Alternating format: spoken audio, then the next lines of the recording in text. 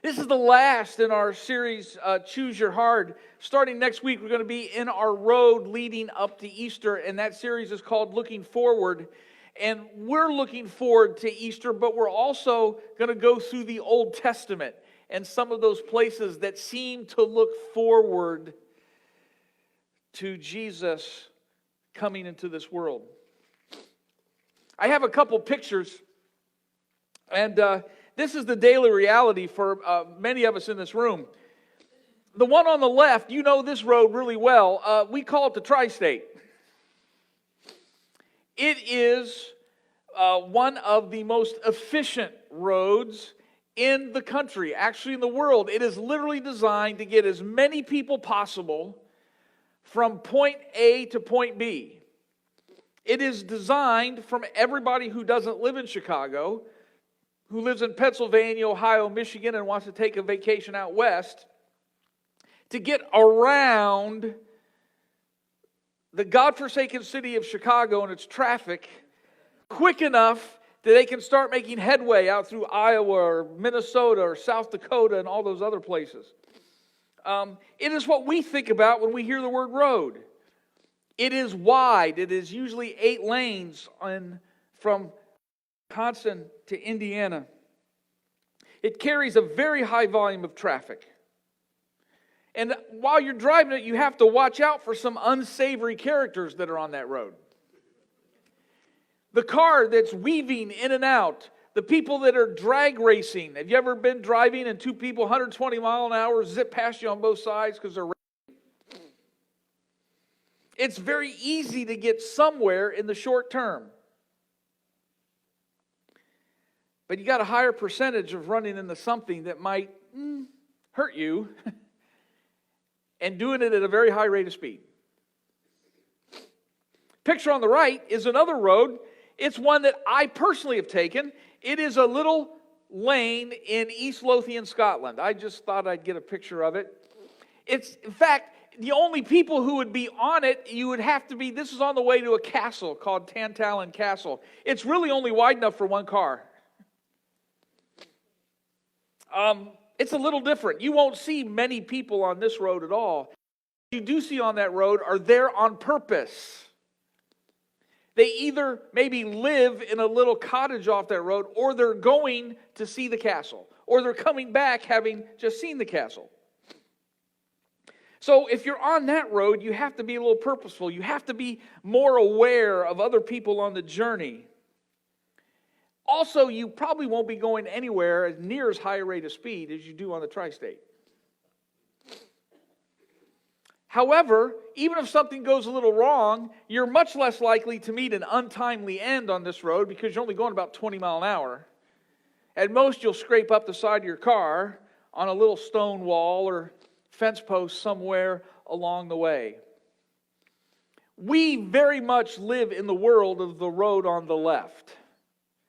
And sometimes when we want to get away from it all, we go visit places with roads like the one on the right. It betrays a truth, and the truth is sometimes wherever you're going, you need to choose your road very, very carefully. Matthew chapter 7, verses 13 and 14. You're very familiar with this passage.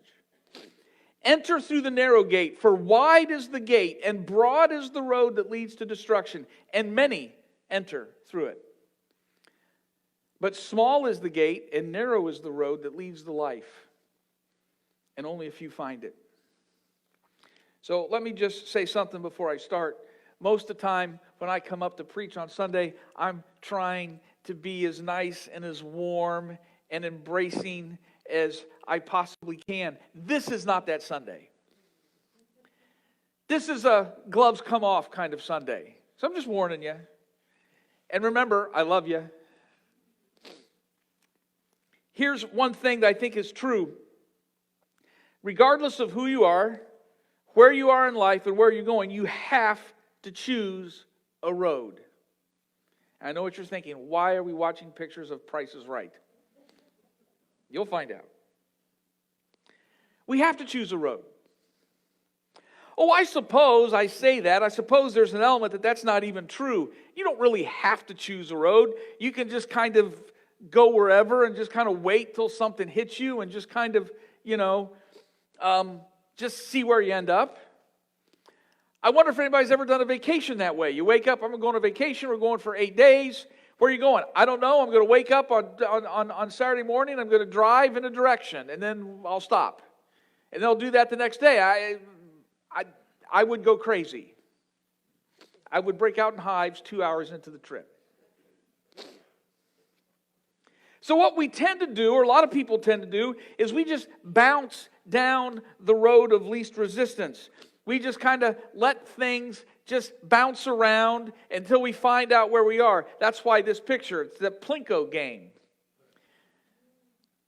They drop the little like hockey puck in there and it bounces and they don't know what they win. It just bounces around until they get to the bottom. The problem is if you never pick your road, the problem is if you're never intentional, if you're never purposeful, how do you measure where you're at? How do you know you've arrived any place? How do you know that you're where you need to be?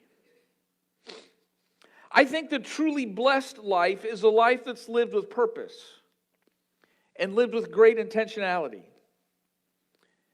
I think the really blessed life are the lives that are lived with choosing very carefully.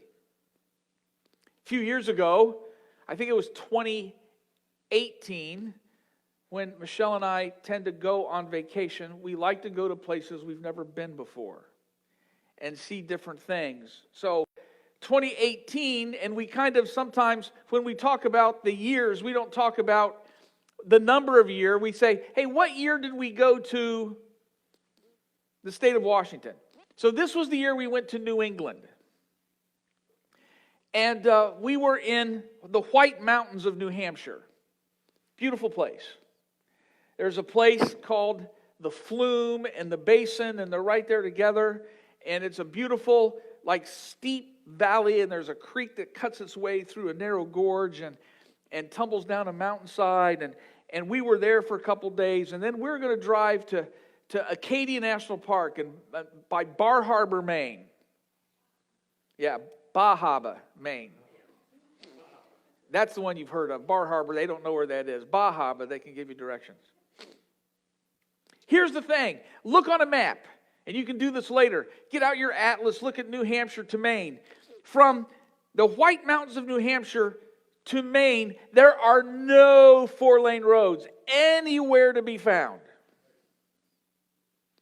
And by the way, not only are there no 4-lane roads, there's no straight roads. There's just a spider web of curvy roads going in all kinds of directions. And so we had to pick our route very carefully. And it wasn't just straight, it was kind of, zigzag, making our way. Oh, there were hundreds of roads we could have taken, but only probably one or two that would have ever gotten us even close to Bahaba. I sound like Kennedy now. I don't want to do that. I had to work in the vacation to Cuba to finish that. We drove past covered bridges. We drove past little sugar shacks. We drove these little towns, little New England with little general stores, and slowly making our way across the spider web of roads to get to Maine. So let me ask you, the question is this: what direction do you intend to take?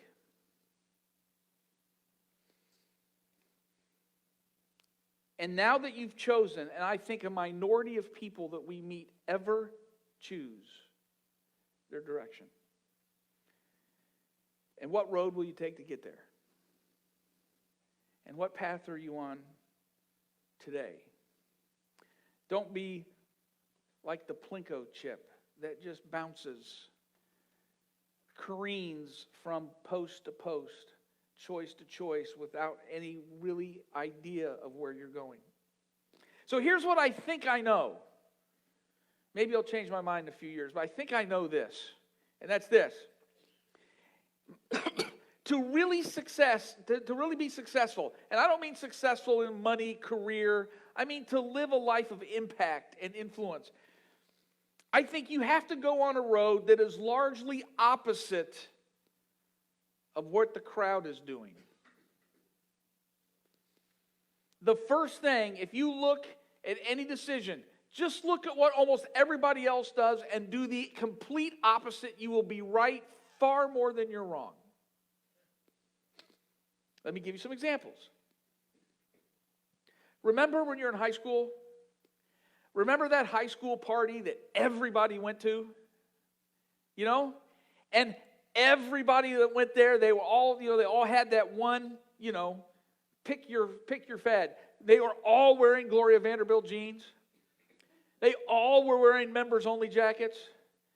They all were wearing Sedgefield jeans. They all were wearing whatever the case might be. All the stuff that I never had because I had Sears Toughskins. All that stuff. Well, not everybody. Not everybody was at that party. There's a couple kids that were home studying. There's a couple kids that were working because they had a goal. They wanted to go to trade school. They wanted to go to college. They wanted to do this, and they knew they needed to save money. So even at 16, 17, they were working. So not really everybody was at the party. I know that's what you told your mom and dad, that everybody was at the party, but not really everybody was at the party. And I bet the percentage of the people who really satisfied the goals are much higher in the crowd that stayed home because they knew they studied than the people that went to the party that everybody was going to. Remember college? Everybody was playing pickup basketball. And I admit that was me. Try to schedule class and homework around the pickup basketball games at the gym. Not everybody was playing pickup basketball. There were people in the library. Not the big table. Sometimes you remember when everybody would study, you get the big table and 10 of you were all around the table and you were doing more talking than you were studying. I'm not talking about that. I'm talking about the kid in the corner in the study carrel with the walls walled off from everybody else with the books open. Everybody wasn't at the big table. Everybody wasn't playing pickup basketball. There was somebody doing the extra studying at the study carrel. And I'll bet you, if you want me to wager who had the best grades, I think I know.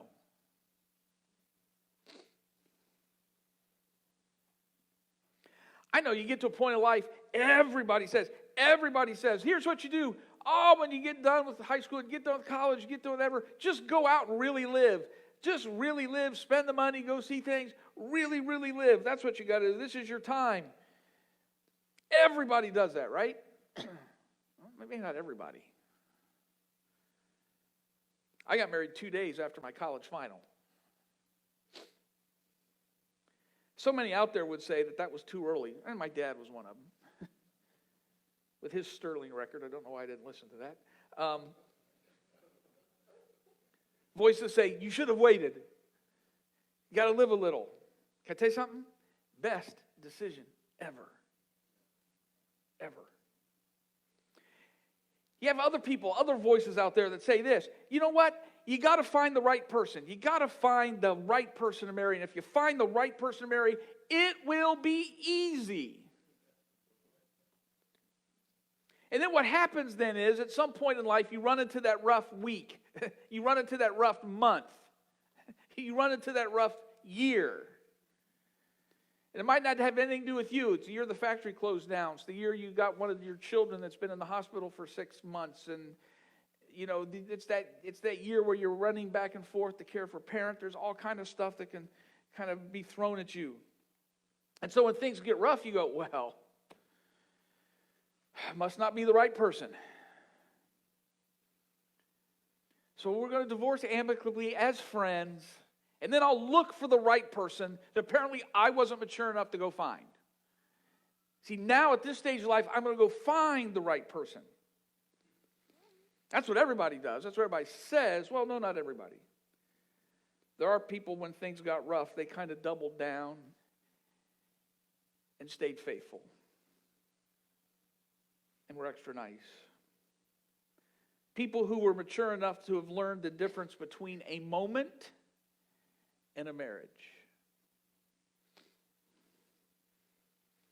We have to go the opposite of the majority so often.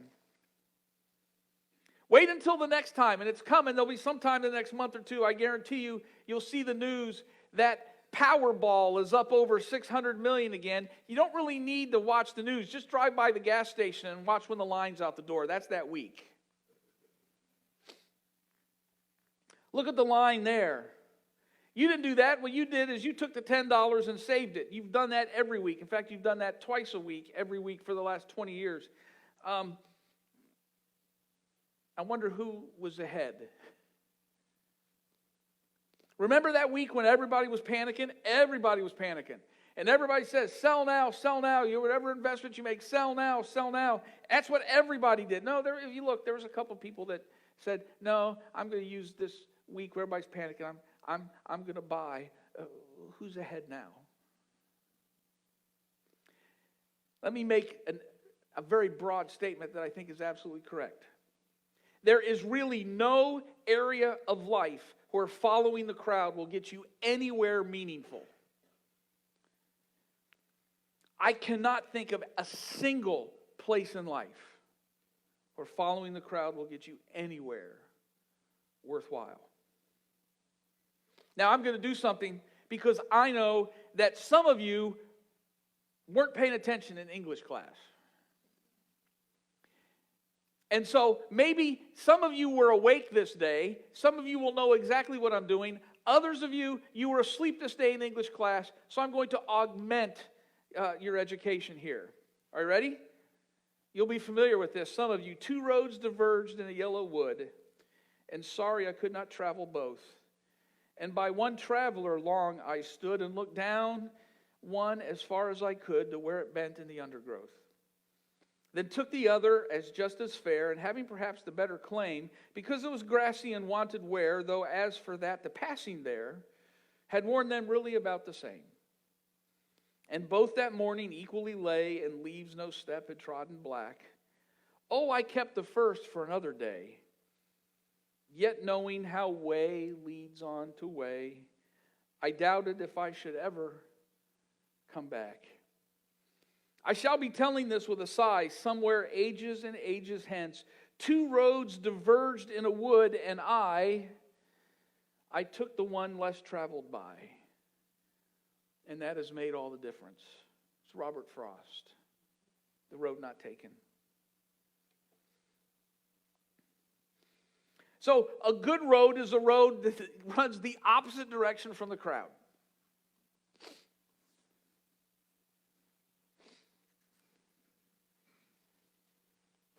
There was that time when the crowd listened to the Bay City Rollers or Nickelback. Others went in the opposite direction. Some of you get the pop cultural references there. A good road will do something else. A good road will also lead away from the self. I know this runs completely opposite to what we commonly hear. We think that the best road leads to something within. And so we meet people and we kind of grade people by if they give me what I want or if they're able to meet my needs. And if I meet someone that doesn't support me and give me what I need, then I need to block that person from my life and I need to go off in another direction. And if we're not careful, here's what we think. We think that love develops and grows when someone gives us what we desire. Let me tell you something else that I think. Love grows when we stretch for those around us. Love grows when we serve those around us. Love grows when we sacrifice for those around us. Love grows, and it grows where it's tended. And it grows where we're asked to give beyond ourselves. Greater love has no one than this, that a man lays down his life for his friends. We live in a culture that says something else. It says, I must express and live out that which is naturally within me. I have to let it out. And I want to look at culture. Please don't. Keep most of it in. I don't want to see it. But what if that's naturally within me is selfish? What if it's greedy? What if it's prideful? What if it's smug? What if it's lustful? I can go on and on and on.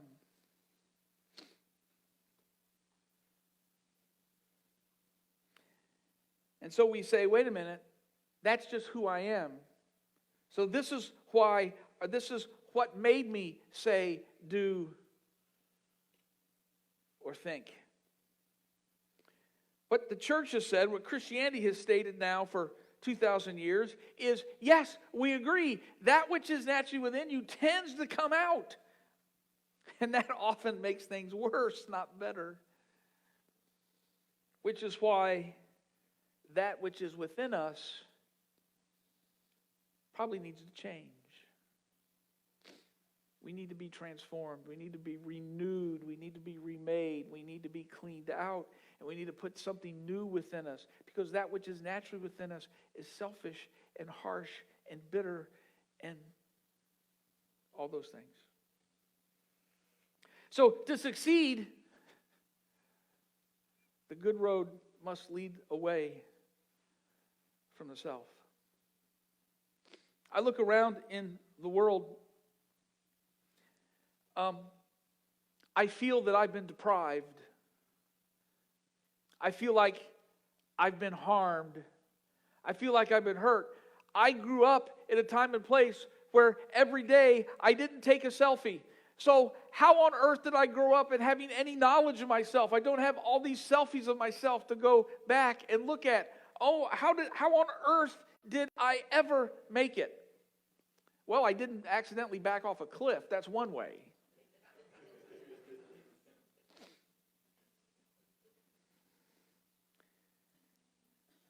We tend to live in places where we feed the self, even unhealthy versions and visions. So the road that we need to choose is a road that's going to lead away from the crowd. We've got to purposely choose it. It's also a road that kind of leads us away from ourselves. And the road that we choose is going to be different. And it leads to a different place than the dominant roads of the day. It's a road that does not seek fame as much as it seeks character. It's a road that does not desire wealth, but actually pursues another kind of treasure. Seek ye first the kingdom of God and His righteousness, and all these things shall be added unto you as well. It's a road that doesn't lead to increasing comfort and ease, but instead a road that leads to becoming more and more and more, hopefully like Christ.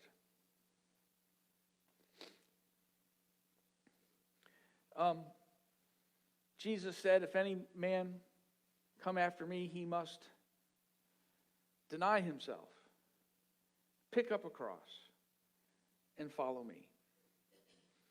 I live in a day and an age where a lot of people are very willing to follow Jesus. The desire to follow, I don't think, has waned. Our willingness to pick up crosses, I think, has gone way down.